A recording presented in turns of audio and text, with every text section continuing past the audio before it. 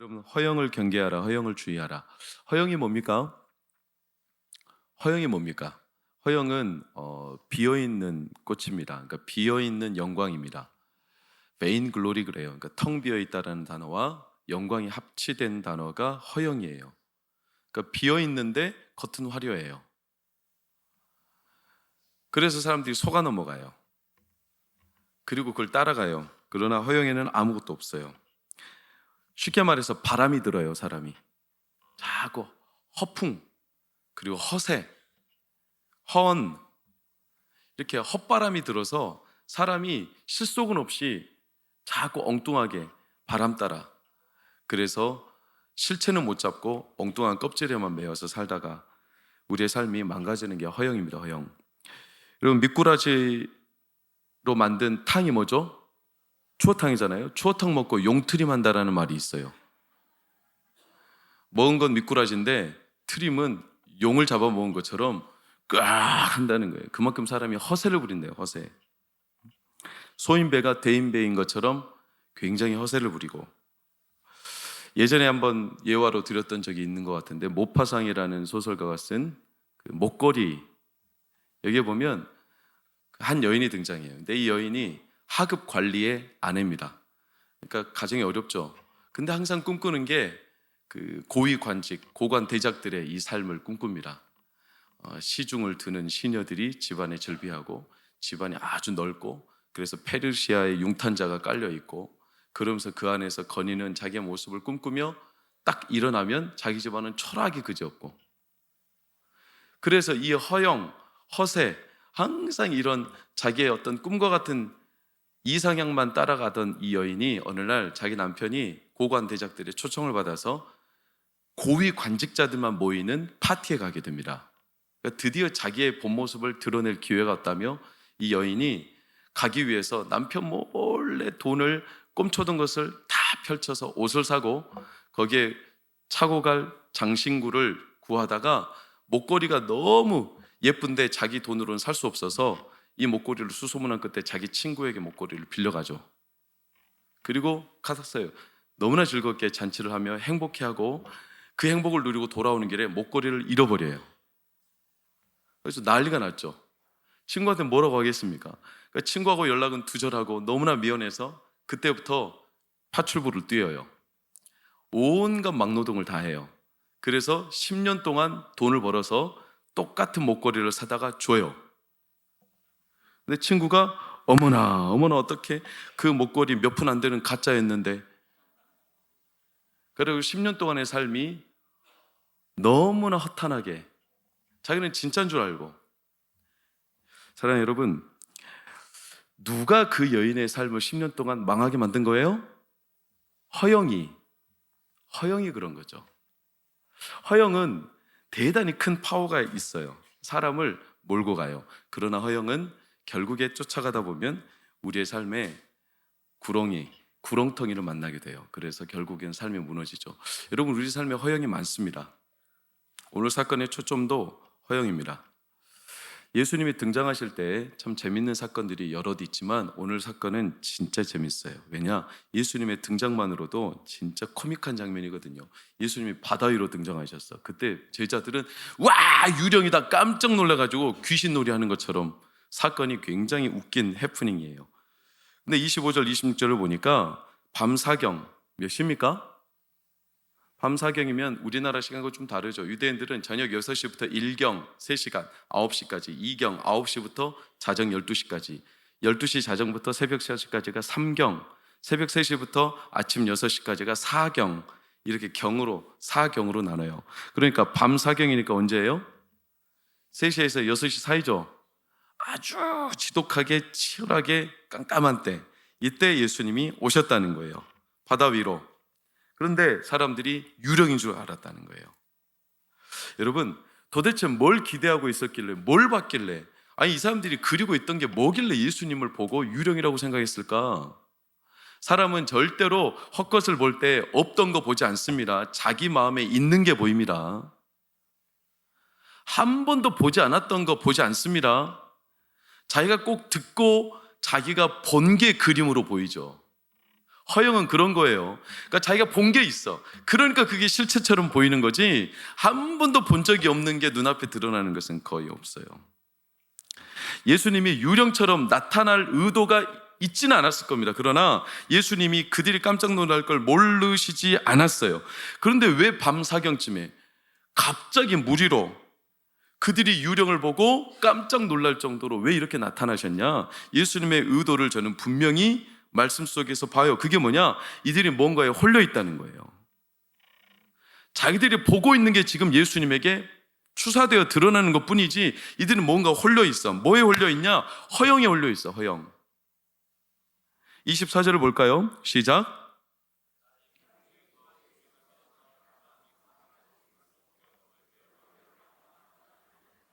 물결로 말미암아 뭘 당해요?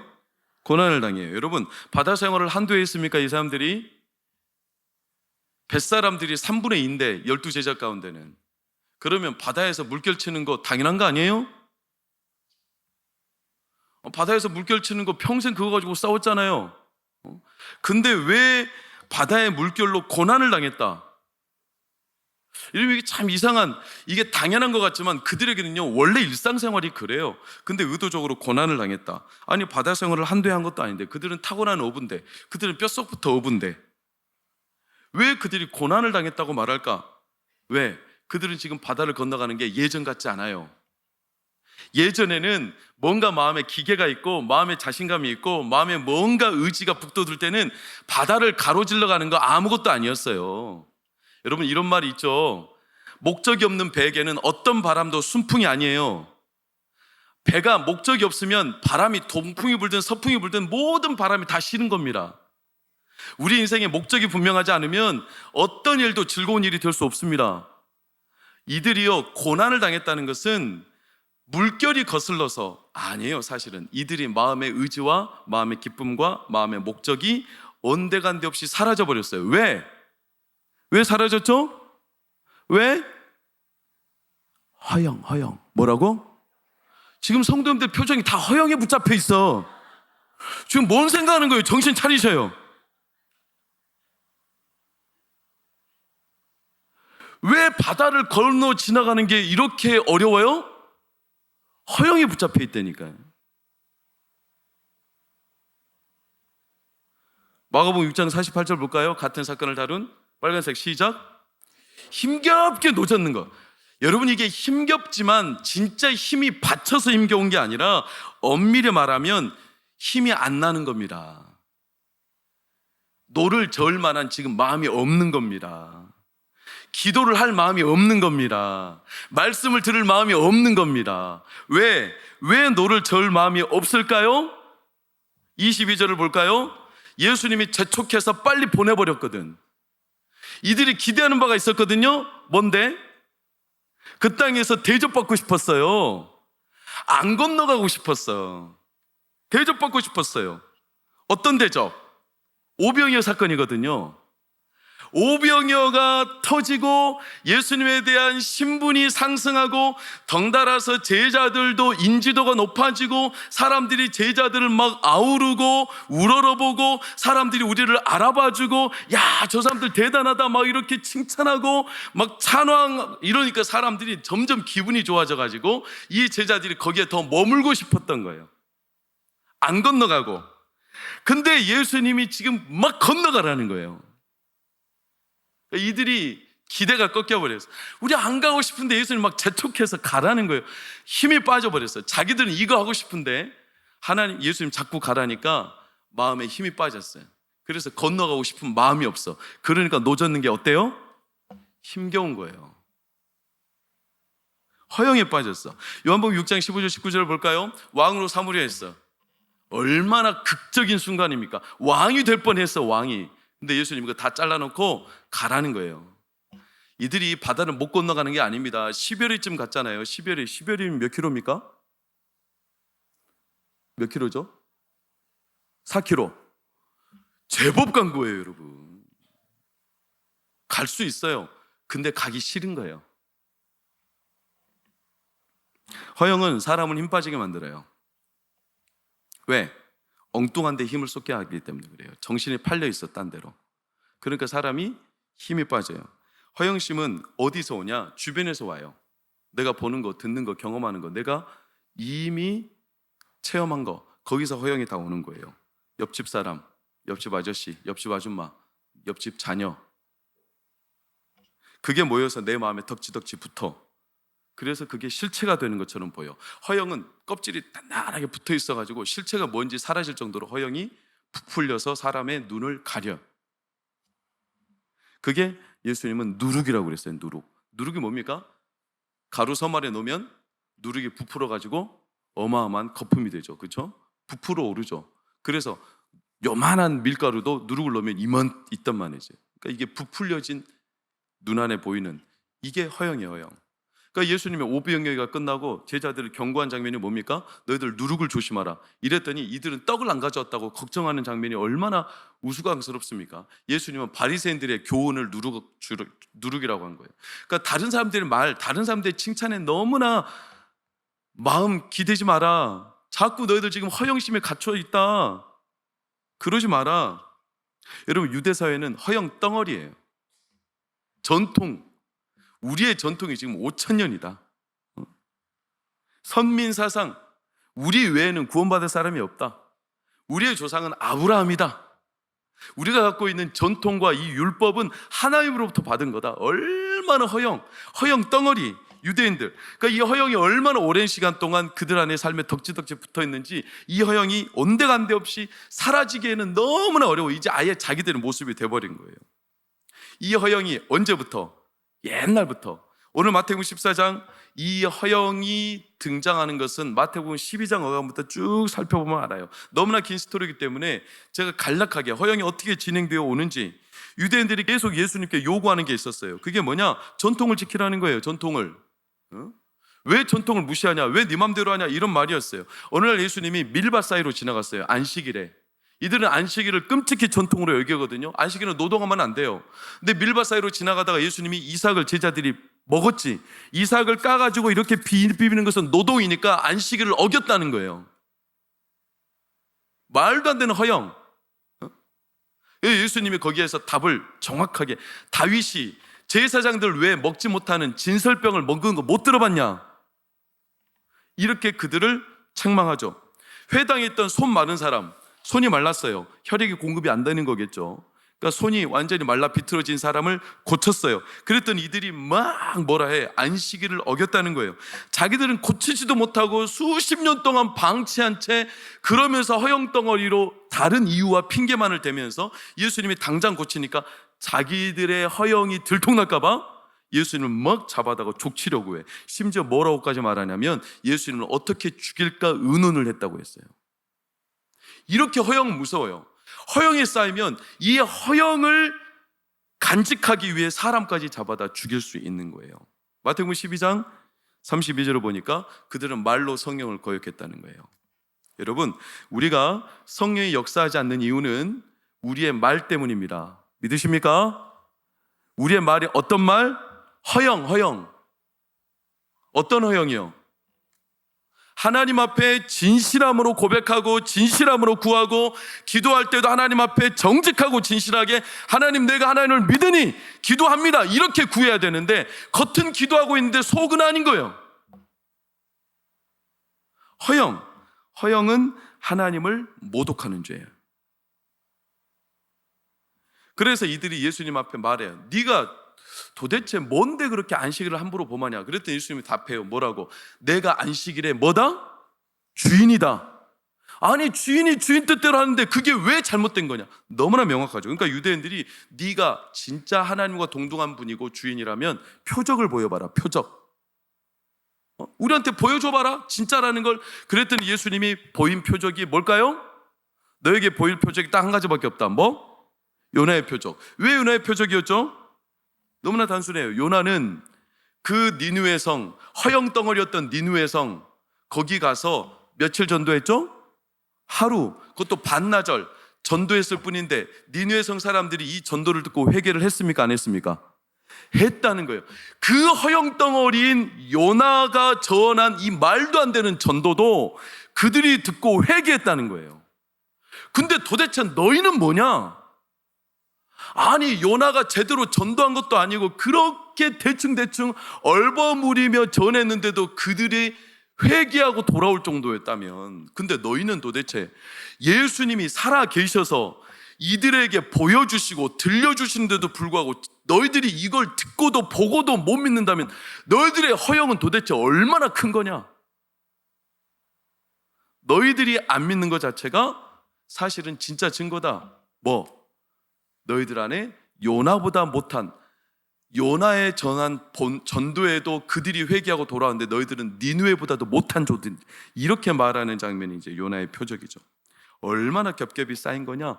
그러면서 이제 나오는 사건이 마태복음 13장이에요. 뭡니까? 천국의 비유죠. 천국의 비유의 대표적인 것은 뭡니까? 씨 뿌리는 비유입니다. 네 가지 밭에 뿌리죠. 씨가 납니까? 안 납니까? 안 나죠. 좋은 땅 위에는 안 나죠. 가라지가 아니라 가시떨기, 또 돌밭, 또 길가, 이건 다 허영덩어리예요. 아무리 씨를 뿌려도 안 나는 땅, 그게 그들의 실체였다는 거예요. 그래서 비유를 끝내면서 예수님이 하신 말씀이, 너희가 보기는 보지만 볼 수 없고 듣기는 듣지만 듣지 못한다. 뭐에 지금 감춰져 있는 거냐? 뭐가 너희를 지금 둘러싸고 있는 거냐? 여러분, 이 허영이 유대사회 전반에 흘러오고 있어요. 마태복음 11장, 12장, 13장. 근데 이 제자들이 그 허영에 지금 물들어가고 있어요. 그러니까 이들도 지금 잘못하면 까딱하다가 허영에 눌려버릴 상황이에요. 그래서 예수님이 이들을 빨리 보내신 거예요. 더 바람이 들기 전에. 예수님이 그런 말씀을 하신 적이 있어요. 마태복음 15장 8절을 보면, 이 백성이 입술로 나를 공경하되 시작, 마음이 내게서 멀도다. 마음이 멀어요. 이미 너무나 많은 것들이 겹겹이 쌓여 있어서 마음이 멀어요. 그래서 하나님과 통하지를 못해. 결국 허영심 때문에 이들은 하나님도 잃고 자기들이 어디로 가는지도 모르고 힘겹게 노를 젓기는 졌는데 바다 한가운데에서 아무 방향도 없이 그냥 출렁이는 물결에 이리 치이고 저리 치이고. 그러니까 예수님이 그들에게 나타나신 장면 처음부터가 너희가 지금 뭐에 홀려있냐, 유령 보고 깜짝 놀라는 이들의 현재 모습 자체가 그들의 진짜 모습인 거예요. 홀려있어요. 여러분, 그래서 오늘 예수님이 너무 선명하게 그들에게 그 사건을 통해서 보이시는 의도가 있어요. 22절에서 24절 5절 그리고 31절을 보면, 제가 빨간색으로 체크한 단어만 볼까요? 빨간색 시작. 즉시, 따로, 혼자, 밤 사경에 즉시. 예수님 뭘 의도하시는지 알겠죠? 말하면 어떻게? 즉시.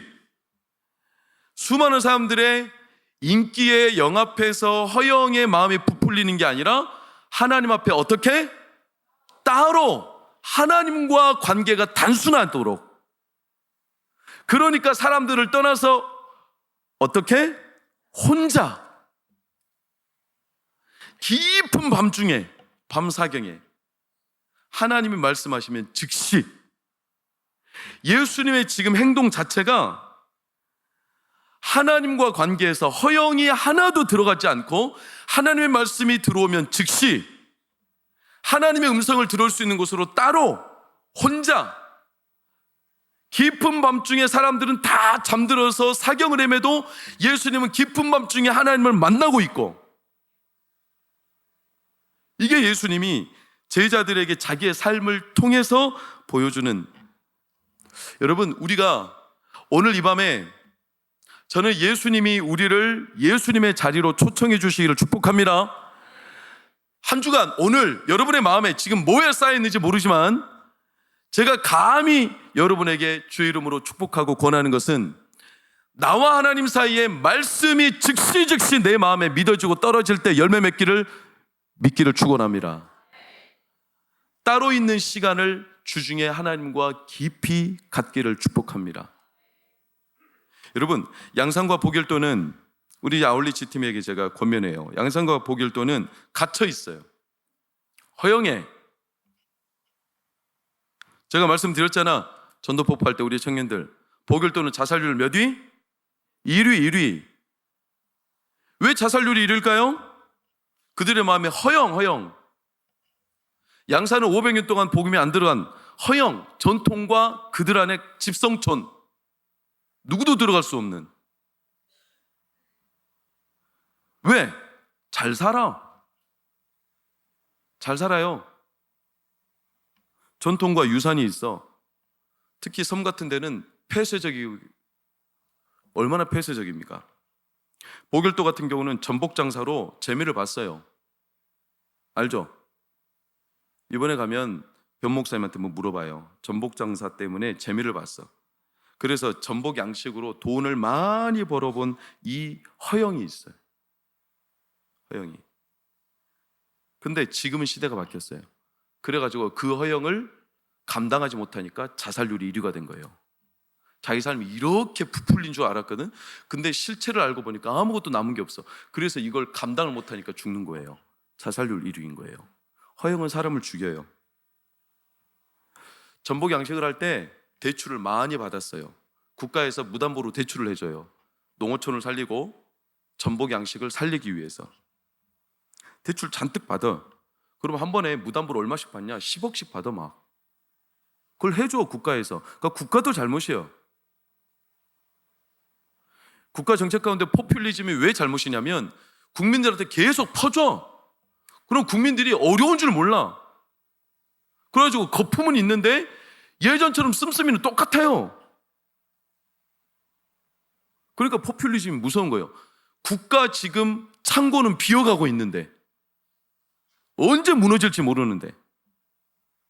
우리 사랑하는 동학교회 성도님들은 세금 빠듯빠듯 내고 계시죠? 내시기를 축복합니다. 국가가 어려울 때는 허리띠 졸라 매야 됩니다. 여러분 지금 제주도 여행 보세요. 4인 가족이 여행 가려면 음식비 빼고 관광비 빼고 숙소하고 렌탈비, 차량 렌탈비만 150만 원 들어요. 그런데 비행기가 없어. 어렵다 해도 여행 다 갑니다.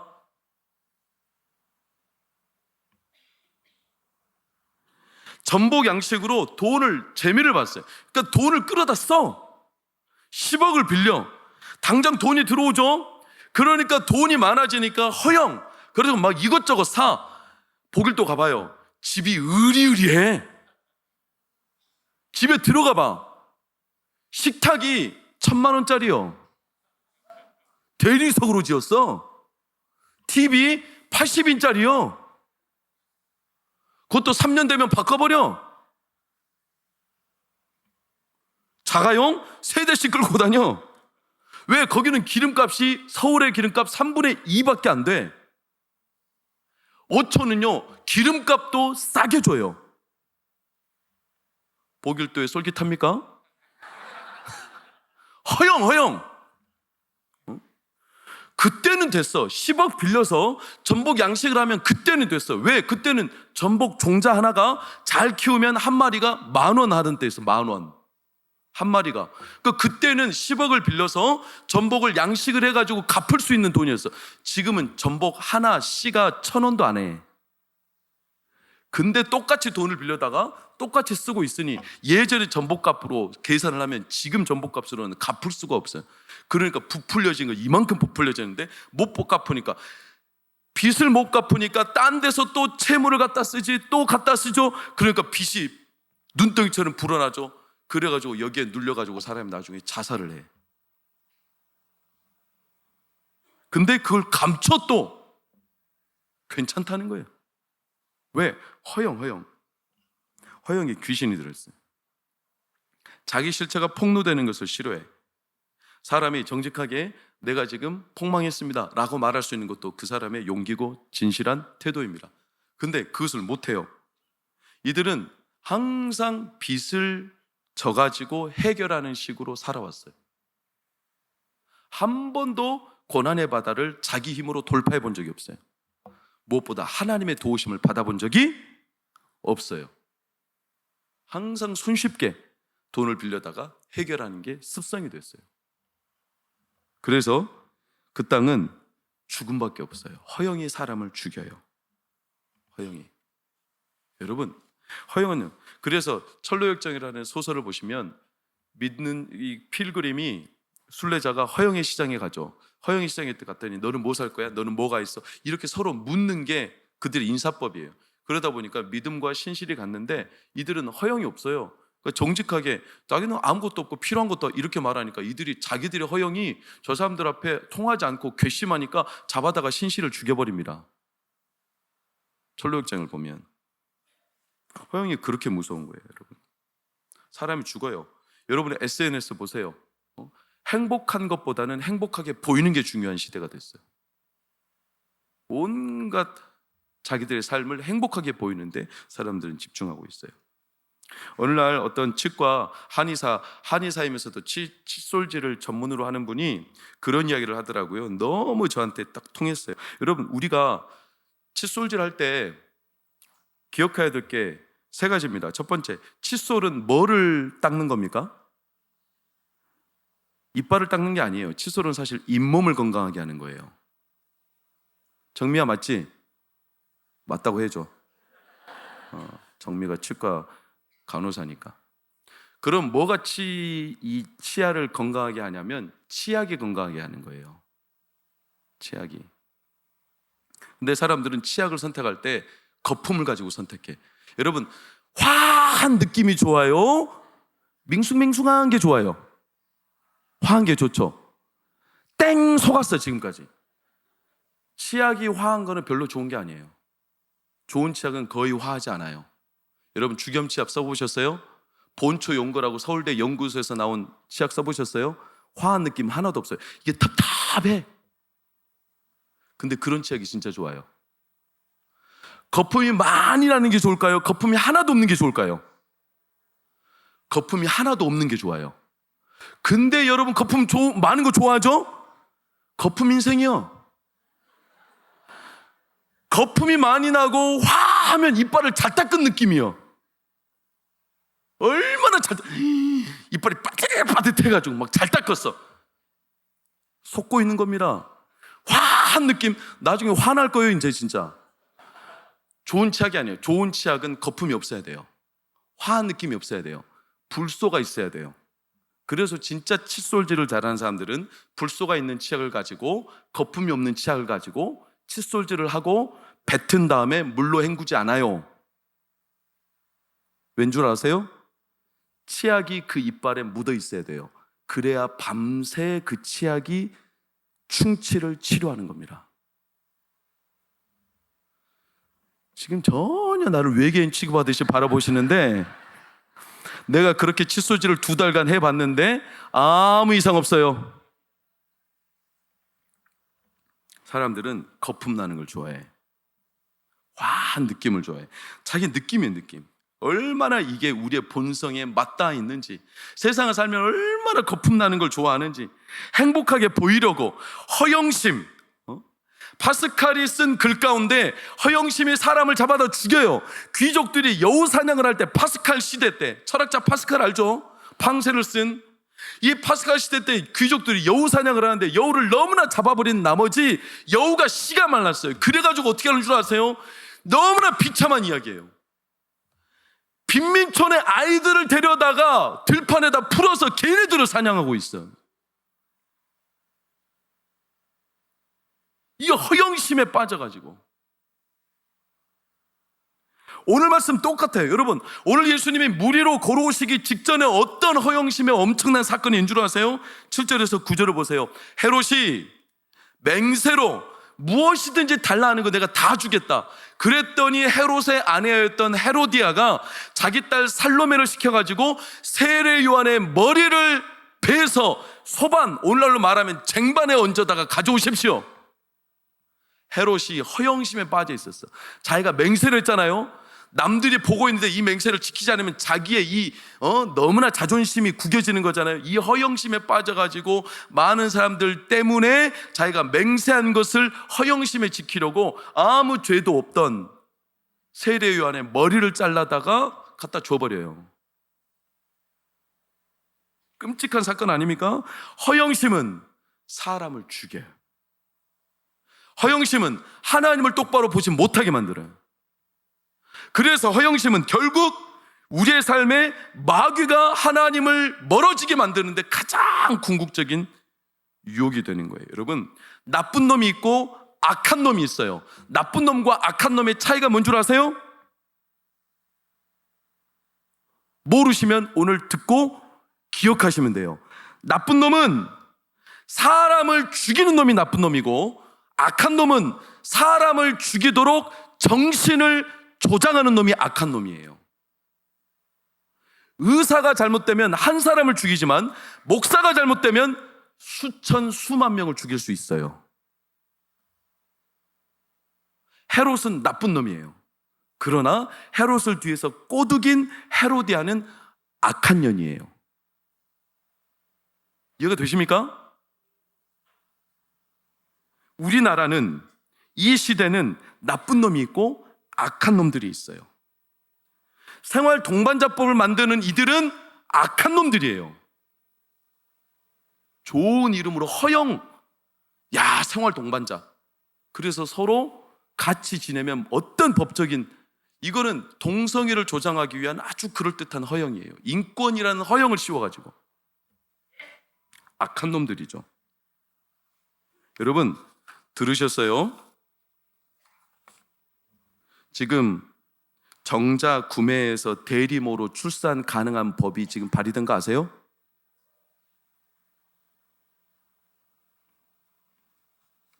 나는 지금 화가 나 죽겠어요. 왜 이런 법들을 막 이곳저곳에서 만들지 몰라요. 아세요? 아빠 없는 태아 출산으로 저출산 극복하자는 사람들이 있다는 거? 최근에 퀴어 축제 때 동성애 부부가 정자를 기증받아서 아이 임신한 거 보셨죠? 그 부부가 등장했습니다. 현행법은 임신이 어려운 부부들에게 임신을 돕기 위해서 난임 수술을 지원해줘요. 그런데 우리나라가 지금 그 아이들 출산율이 너무나 저조하죠. 0.6명. 그래가지고 그들이 허울, 아주 그럴듯한 이유로 뭐라고 말하냐면, 어차피 아이가 안 태어나면 너무나 큰 문제 아니냐. 그러니까 부부가 아니라도 그냥 홀로, 그냥 미혼모 또는 그냥 결혼 안 하는 여인이라도 자기가 아이가 갖고 싶으면 정자를 제공해줘서 아이를 출산하게 해주자. 애들이 뭔 장난감이에요? 근데 이거는 기억하셔야 돼. 이 법안을 지금 제안한 사람이 우리 동작구에 있어. 동작구의 을구의 이수진 의원이에요. 이런 건 저는 공개해요. 지지하지 마세요. 저는 너무나 무서워요, 하나님이. 여러분, 키소라고 들어보셨어요? 키소는 뭐냐면 인터넷의 모든 매체들을 자율적으로 컨트롤하는 법안이 키소라고 있어요. 키소. 인터넷 자율 정책 기구예요. 우리가 제일 우리나라에서 70% 쓰는 검색 인터넷 창이 네이버하고 다음입니다. 근데 이 네이버하고 다음은 키소에 가입되어 있어요. 이 키소에서 최근에 어떤 법안을 4월 27일 날 발의를 했냐면, 혐오 표현이 들어간 기사, 영상, 음성, 모든 방송은 무작위로 삭제할 수 있고 다시는 올리지 못하도록 그들은 아예 올리지 못하게 족쇄를 채워버린다. 이런 키소 법안이 지금 발의가 되어 있어요. 쉽게 말하면 우리 교회가, 제가 교회에서 동성애를 잘못이라고 죄라고 말했다. 그러면 키소에 가입된 모든 매체 안에서는 우리 교회 영상은 이제 올릴 수가 없어요. 올려도 안 되고 올리는 순간 삭제될 거예요. 그리고 블랙리스트에 올라. 이 법안이 지금 제출이 됐어요. 근데 이 키소에 가입한 매체가 우리나라에 20여 개예요. 웬만한 모든 매체는 다 키소에 가입되어 있어요. 허울이 너무나 좋아요. 혐오를 사라지게 만들고 인권을 존중하고, 그래서 사람들을 이롭게 만든다. 그러나 그 안에는 너무나 악한 의도들이 있어요. 그래도 감사하죠. 왜? 이런 법안들을 발견해내는 사람들이 있기 때문에 그래요. 그래서 지금 저지하고 있는 거예요. 사람들을 속여 악한 놈들이죠. 그래서 허영을 도사리게 만들어. 그래서 사람을 죽여. 여러분, 동성애자는 우리가 받아줘야 합니다. 교회에서도 얼마든지. 동성애자는 사실은 동성애 행위는 나쁜 거예요. 나쁜 거죠. 죄죠. 그러나 동성애자도 속은 거예요. 속은 거. 동성애가 좋다고, 동성애가 마치 진짜인 것처럼 속은 거죠. 속인 놈은 악한 놈인 거예요. 예를 들어서 뭐 안토니오 그람시 같은 사람들, 마르크스, 이런 사람들은 악한 사람들이에요. 악을 이롭게 허영처럼 만들어서 사람들을 죽음으로 몰고 가는. 여러분, 마귀가 그런 짓을 하는 거예요. 제가 오늘 말씀을 마무리하기 전에 성도님들에게 꼭 드리고 싶은 것은, 우리가 지금 싸우는 싸움은요, 허영과 싸우고 있을 수도 있어요. 그게 뭐냐? 우리가 싸우는 싸움의 대상이 무언가, 오늘 말씀에서 예수님이 그걸, 너희들이 왜 이렇게 힘겨운 거야? 너를 쫓고 가는데 왜 이렇게 힘겨워? 여러분, 힘겨운 이유가 물결 때문이 아닙니다. 우리 안에 하나님의 말씀이 곧장, 즉각, 바로바로, 단순하게, 계산 없이 말씀이 내 안에 살아 움직여서, 그분이 너무나 기뻐서, 하나님이 너무나 즐거워서, 그러면 교회는 어떤 물결이 와도 힘들지 않습니다. 근데 이 허영 때문에 내 마음이 뺏긴 거예요. 그래서 물가를 가르고 가는 게 힘겨운 거예요. 가기 싫은 거죠. 기도를 방해하는 것은 기도하는 시간이 길어서 힘겨운 게 아니라 내 안에 마귀가 허영으로 자꾸 다른 걸 덧대서 하나님과의 기쁨을 사라지게 만들어버려요. 그럼 기도하는 시간은 힘들어지는 거예요. 여러분, 24절 볼까요? 보시면 배가 이미 육지에서 술이나 떠나서 뭐가 거슬러요? 바람이 거슬린 거예요. 물결은 뭐 때문에 일어난 거예요? 바람 때문에 일어나는 거예요. 중요한 것은 물결과 싸우고 있는 것처럼 보이지만 이들은 뭘 가지고 싸워야 되냐면 바람을 가지고 싸워야 되는 거예요.